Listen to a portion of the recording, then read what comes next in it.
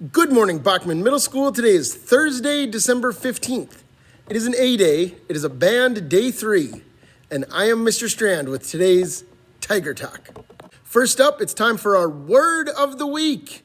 This week's word is fortify. Fortify means to strengthen yourself or your community, either mentally or physically.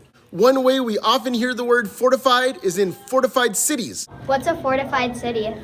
In ancient times, cities would fortify their defenses by building walls around the entire city to keep invaders out.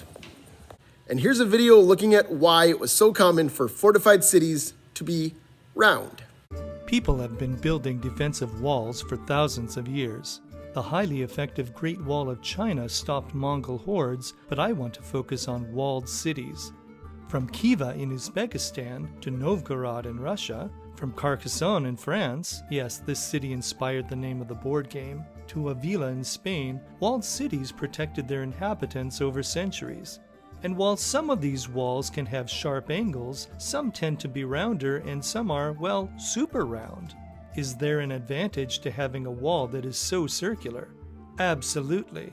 This is the so-called isoperimetric or equal perimeter property.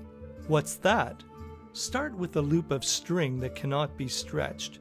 What configuration maximizes the enclosed area? Most people guess that it is a circle, and that's correct. Stating this a different way, if you want to surround a fixed area, the shape with the smallest perimeter is the circle.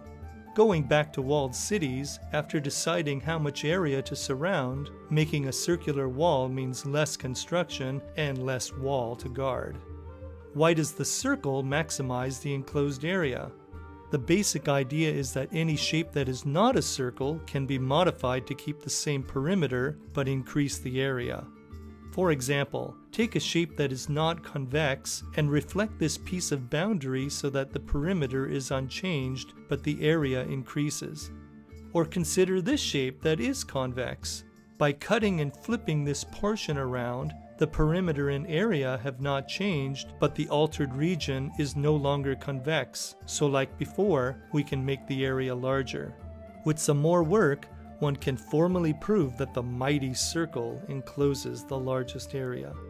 This idea of maximizing the area is connected to the ancient story of Queen Dido of Carthage. Legend has it that she was given as much land as she could surround by the hide of a bull and the coast. Making a long rope from the hide, what is the shape that maximizes the area? The answer is a semicircle. Why? If we reflect a region like this doubled region, whose perimeter is simply twice the original perimeter, has maximum area when the shape is a circle. So Queen Dido's problem is answered when the curve is a semicircle. Now we all know a little bit more about fortified cities. Now it's time for Student Showcase, the segment where Bachman students submit work that they're proud of. Today's Student Showcase is a rap about the water cycle by some 8th graders.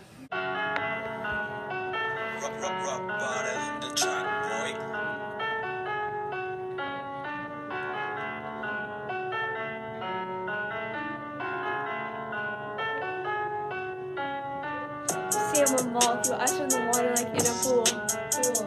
First I'm a liquid, don't get it twisted, like it never existed. Liquid or gas, we learned all this stuff in class. Call it evaporation, it happens all over the nation. Now I'm a cloud, I move all around. We move to a cooler place, water freezes in this space. I get bigger, gravity's triggered, I turn to fall. Precipitation calls. I turn to solid, I become frosted. Now I am hail, faster than a snail. I hit the ground, made a big sound. I shattered into pieces. Pieces? Great job, everyone. Well, that's all for today. We'll be back tomorrow with more Tiger Talk. See you then.